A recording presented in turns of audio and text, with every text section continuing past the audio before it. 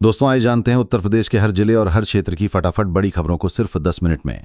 आज के इस खास बुलेटिन में हम आपको बताएंगे कि राज्य सरकार ने कौन कौन सी बड़ी घोषणाएं की हैं, महिलाओं को मिलने वाले 2500 रुपए वृद्धा पेंशन की पूरी जानकारी, कितने रुपए और कब से मिलेंगे, साथ ही 3 महीने का राशन और 1000 रुपए की राहत राशि हर राशन कार्ड धारक को कब से मिलेगी, इसकी भी पूरी डिटेल, और साथ ही किस किस को मिलने वाली है सरकारी नौकरी। तो चैनल पर पहली बार आए हो तो वीडियो लाइक, चैनल को सब्सक्राइब जरूर करें और वीडियो कहां से देख रहे हैं कॉमेंट में जरूर बताएं। मौसम विभाग का बड़ा अलर्ट, यूपी में मानसून पूरी तरह सक्रिय हो गया है। भारतीय मौसम विभाग ने लखनऊ केंद्र ने नया अपडेट जारी किया है। राज्य के 45 से अधिक जिलों में बारिश की संभावना जताई गई है। इनमें से 6 जिलों में भारी बारिश से बहुत भारी बारिश हो सकती है। इसके अलावा 15 से ज्यादा जिलों में वज्रपात का अलर्ट भी जारी किया गया है। कई जिलों में येलो अलर्ट भी घोषित किया गया है। भारत में निवेश के क्षेत्र में भी बड़ी खबर सामने आई है।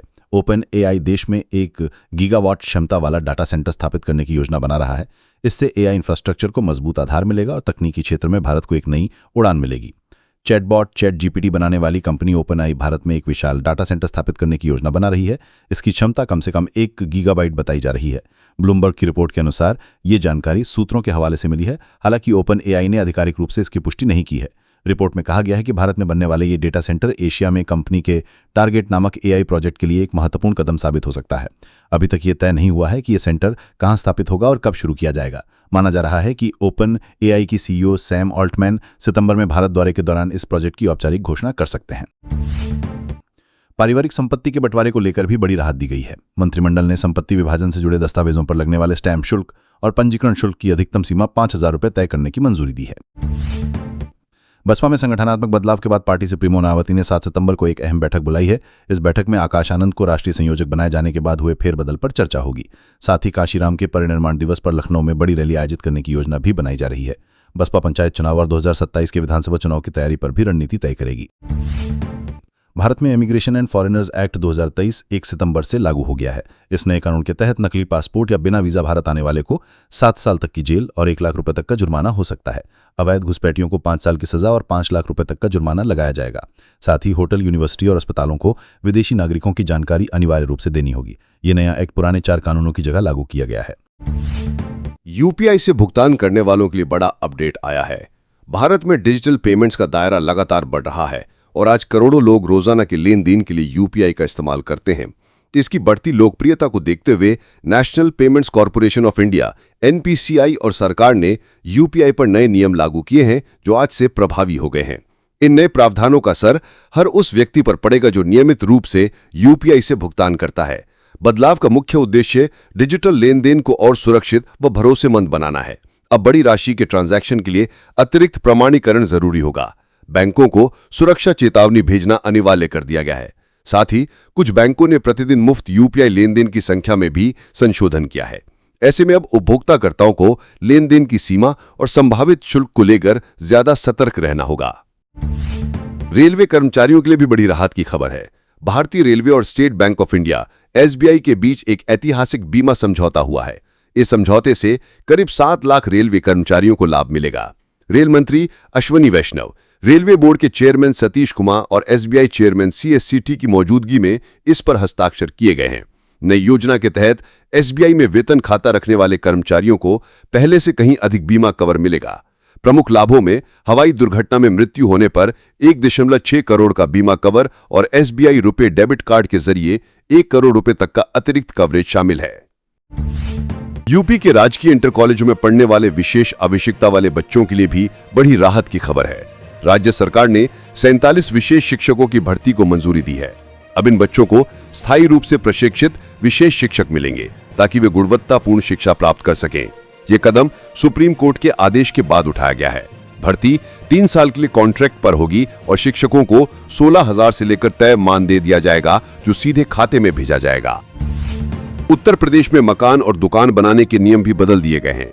योगी सरकार ने फैसला लिया है कि अब राज्य में 100 वर्ग फीट तक के आवासीय और 30 वर्ग मीटर तक के व्यवसायिक प्लॉट पर बिना नक्शा पास कराए निर्माण किया जा सकेगा। हालांकि इसके लिए विकास प्राधिकरण में रजिस्ट्रेशन कराना अनिवार्य होगा।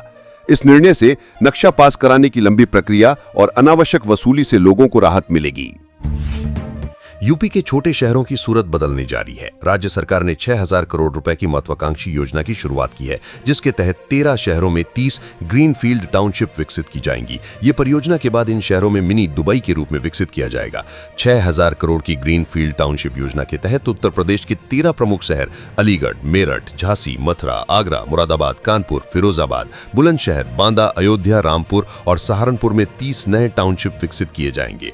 इस योजना का उद्देश्य लोगों को किफायती आवास उपलब्ध कराना है। इसके लिए सरकार ने भूमि अधिग्रहण और रूपांतरण शुल्क में छूट दी है, ताकि परियोजनाओं को तेजी से पूरा किया जा सके। किसानों के लिए खुशखबरी। पीएम किसान सम्मान निधि योजना की 21वीं किस्त सितंबर से नवंबर 2025 के बीच किसानों के बैंक खातों में ट्रांसफर की जाएगी। ये जानकारी सूत्रों के हवाले से सामने आई है। योजना के नियमों के अनुसार पीएम किसान सम्मान निधि योजना की किस्त हर 4 महीने के अंतराल पर भेजी जाती है। माना जा रहा है कि जल्द ही किसानों के खातों में ये राशि आनी शुरू हो जाएगी। केंद्र सरकार ने साफ किया है कि योजना का लाभ केवल उन्हीं किसानों को मिलेगा जिन्होंने अपनी ई-केवाईसी पूरी कर ली है। जिन किसानों ने अभी तक बैंक खातों को आधार से लिंक नहीं कराया है, ई-केवाईसी अपडेट नहीं की है, उनकी किस्त अटक सकती है। इसलिए किसानों को सलाह दी गई है कि समय रहते ई-केवाईसी करा लें, ताकि भुगतान में कोई दिक्कत ना आए। मुख्यमंत्री योगी आदित्यनाथ की अध्यक्षता में हुई कैबिनेट बैठक में आउटसोर्स सेवा निगम के गठन को मंजूरी दे दी गई है। इसके तहत संविदा कर्मचारियों को न्यूनतम 16,000 रुपए वेतन और पेंशन सुविधा प्रदान की जाएगी। इस नए नियम के जरिए उत्तर प्रदेश के 92 से अधिक विभागों और विभिन्न शैक्षणिक संस्थानों में संविदा कर्मचारियों की तैनाती की जाएगी। अब तक ये कर्मचारी निजी एजेंसियों पर निर्भर रहते थे, लेकिन निगम बनने के बाद उनकी नियुक्ति और सेवाओं पर पूरी निगरानी सीधा सरकार के हाथों में होगी। निगम गठन के बाद सबसे बड़ा बदलाव वेतन को लेकर होगा। अब न्यूनतम मानदेय श्रेणी के अनुसार 16,000 रुपए से बढ़ाकर 25,000 रुपए कर दिया गया है। वहीं डॉक्टर जैसे विशेष पदों पर यह राशि इससे भी अधिक हो सकती है। सरकार ने यह भी तय किया कि प्रत्येक कर्मचारी का वेतन हर महीने की 5 तारीख तक सीधे उनके खाते में भेजा जाएगा। मॉरिशस के प्रधानमंत्री नवीन रामगुलाम 11 सितंबर को वाराणसी आ रहे हैं। उनके स्वागत की विशेष तैयारियां की जा रही हैं। प्रधानमंत्री नरेंद्र मोदी दोपहर के भोजन और मुख्यमंत्री योगी आदित्यनाथ रात्रि भोज के मेजबान होंगे। एयरपोर्ट पर उनका स्वागत किया जाएगा और इसके बाद वे सड़क मार्ग से ताज होटल पहुंचेंगे, जहां द्विपक्षीय वार्ता होगी। प्रधानमंत्री मोदी भी इस बैठक में शामिल होंगे। गुलाम लगभग 2.5 घंटे काशी में रहेंगे। उत्तर प्रदेश में पुरानी और महंगी कार या बाइक रखने वाले लोगों के लिए एक अच्छी खबर है। परिवहन विभाग ने नई सुविधा शुरू की है, जिसके तहत ऐसे वाहन अब विंटेज श्रेणी में पंजीकृत कराए जा सकेंगे। इलेक्ट्रॉनिक मैन्युफैक्चरिंग को नई दिशा देने के लिए भी बड़ा फैसला लिया गया है। इसी के साथ किसानों के लिए भी नई व्यवस्था लागू की गई है। अब सरकारी समितियों के माध्यम से किसानों को खाद आसानी से उपलब्ध कराई जाएगी। उत्तर प्रदेश के सहकारिता विभाग ने खरीफ सीजन में किसानों को समय पर खाद उपलब्ध कराने के लिए नई व्यवस्था लागू की है। अब एमएक्स के माध्यम से खाद का वितरण होगा। किसानों की सुविधा के लिए छाया और पानी की भी व्यवस्था की जाएगी। साथ ही बटाईदार और गैर सदस्य किसान भी कुछ शर्तों के तहत खाद प्राप्त कर सकेंगे। अधिकारियों को नियमित निरीक्षण करने और रिपोर्ट देने के निर्देश भी दिए गए हैं। हरिद्वार में उफान पर गंगा अटकी ग्रामीणों की सांसें। योगी की कैबिनेट बैठक में 19 प्रस्ताव मंजूर, 2 नए निजी विश्वविद्यालय खुलेंगे। 3 से 4 सितंबर को नई दिल्ली में होगी जीएसटी काउंसिल की बड़ी मीटिंग। 5% और 18% वाले 2 स्लैब के प्रस्ताव पर होगा फैसला, जिस पर टिकी पूरे देश की निगाहें। हेल्थ और लाइफ इंश्योरेंस हो सकता है टैक्स फ्री। रोजाना इस्तेमाल की चीजें भी होंगी सस्ती। नए जीएसटी रिफॉर्म के तहत माना जा रहा है कि 90% वस्तुओं की कीमतों में कटौती हो सकती है। खासकर कार के दाम ज्यादा कम होने की संभावना है। भारत ने डोनाल्ड ट्रंप को दिया तगड़ा झटका। AMCA फाइटर जेट के लिए अमेरिका से नहीं खरीदेगा इंजन। फ्रांस की मशहूर कंपनी सैफरन के साथ कर लिया करार। आने वाले वर्षों में इंजन पूरी तरह भारत में बनेगा। दशहरा, दिवाली और छठ को देखते हुए रेलवे ने की तैयारी। दिल्ली से 12,000 से ज्यादा स्पेशल ट्रेनें चलेंगी। कंफर्म सीट की होगी गारंटी, ताकि त्योहारों पर यात्रियों को परेशानी न हो। तेल की कीमतों में आई राहत। लगातार चौथे दिन पेट्रोल और डीजल के दामों में कोई बढ़ोतरी नहीं हुई। कई शहरों में कीमतों में हल्की गिरावट देखने को मिली। सोने चांदी के भाव में तेजी।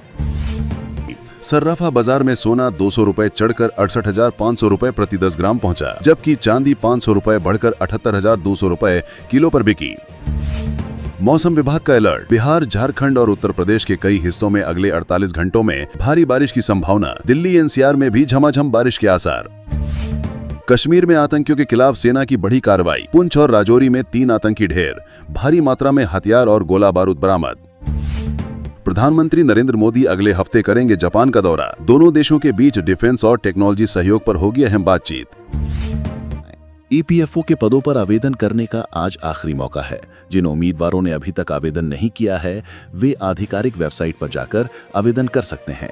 इस भर्ती परीक्षा के माध्यम से कुल 230 पदों पर भर्ती की जाएंगी। आवेदन करने के लिए वे उम्मीदवार पात्र होंगे जिनके पास स्नातक की डिग्री है।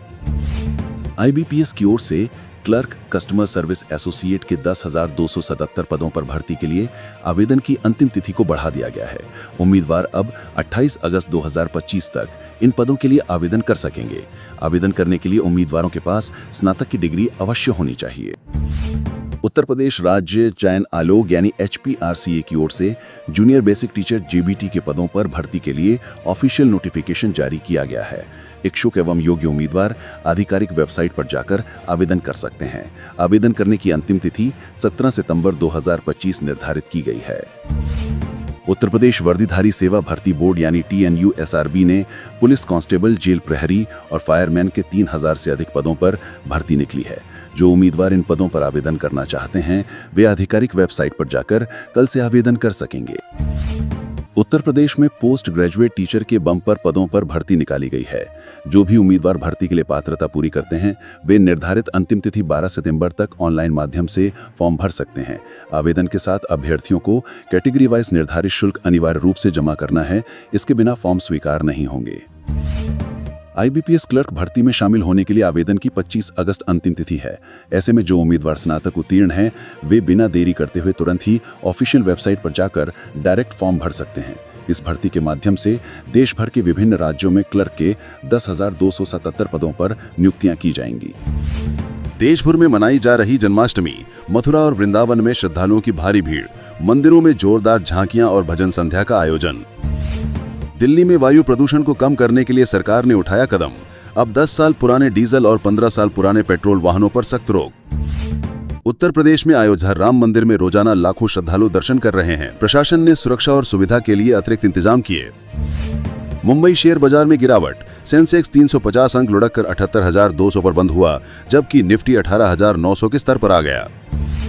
खेल जगत से बड़ी खबर, एशिया कप क्रिकेट टूर्नामेंट के लिए भारतीय टीम का ऐलान। रोहित शर्मा कप्तान और विराट कोहली उपकप्तान बने। ओलंपिक क्वालिफायर में भारत की बैडमिंटन स्टार PV सिंधु ने धमाकेदार जीत दर्ज की, अब सेमीफाइनल में जगह बनाई। बॉलीवुड से बड़ी खबर, अक्षय कुमार की नई फिल्म बॉक्स ऑफिस पर रिकॉर्ड तोड़ रही है। रिलीज के चौथे दिन ही 200 करोड़ का आंकड़ा पार। दुनिया की बड़ी खबर, अमेरिका के कैलिफोर्निया में भीषण जंगल की आग, हजारों लोग सुरक्षित स्थानों पर पहुंचाए गए। आग बुझाने में जुटी दमकल की 200 से ज्यादा टीमें। पाकिस्तान में राजनीतिक संकट गहराया, पूर्व प्रधानमंत्री इमरान खान की गिरफ्तारी के बाद देश भर में प्रदर्शन, सेना को करना पड़ा हस्तक्षेप। चीन ने फिर दिखाया आक्रामक रुख, ताइवान के पास नौसेना की बड़ी तैनाती। अमेरिका ने जताई चिंता और कहा कि एशिया में शांति भंग करने की कोशिश बर्दाश्त नहीं की जाएगी। भारत की GDP ग्रोथ पर IMF ने जताया भरोसा, कहा 2025-26 में भारत की अर्थव्यवस्था 7.2% की दर से बढ़ सकती है। दुनिया की सबसे तेजी से बढ़ती हुई अर्थव्यवस्था बना रहेगा भारत।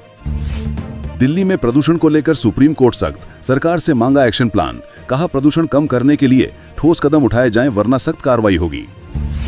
रेलवे ने यात्रियों की सुविधा के लिए शुरू की नई ऐप सर्विस। अब टिकट बुकिंग, सीट स्टेटस और लाइव ट्रेन लोकेशन सब कुछ एक ही ऐप पर मिलेगा।